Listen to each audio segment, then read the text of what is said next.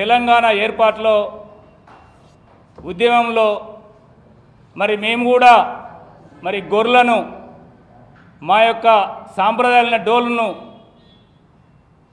మరి అనేక రూపాల్లో స్వచ్ఛందంగా పాల్గొని తెలంగాణ ఏర్పాటులో మేము ముఖ్య పాత్ర వహించినాం. మేము అప్పుడు మా పిల్లలకు ఉద్యోగం వస్తాయి, నీళ్ళు వస్తాయి, నిధులు వస్తాయి, అభివృద్ధి చెందామని అనుకున్నాం.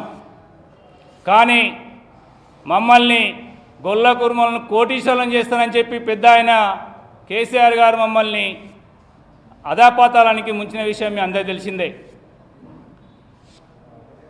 ఇప్పుడు వచ్చినటువంటి ఈ కాంగ్రెస్ ప్రభుత్వం గొర్రెలను మరి ఈ స్కీమ్ను మరి అడ్డదారిన పోయినటువంటి అరెస్ట్ చేస్తాం, వాళ్ళని తీవ్రంగా శిక్షిస్తామని చెప్పని మాయమాటలు చెప్పి మీకు ఇంకా ముఖ్యంగా ఎక్కువ గొర్రెలను మేకలను పెంపుకునే విధంగా చర్యలు చేపడతామని తమ మేనిఫెస్టోలో పెట్టడం వల్ల మేము నమ్మి ఒకసారి తెలంగాణ కాంగ్రెస్ ఇచ్చిందని చెప్పి ప్రజలు అంటున్నారు, మనం కూడా వీళ్ళకు ఒకసారి అవకాశం ఇద్దామని చూడడం జరిగింది.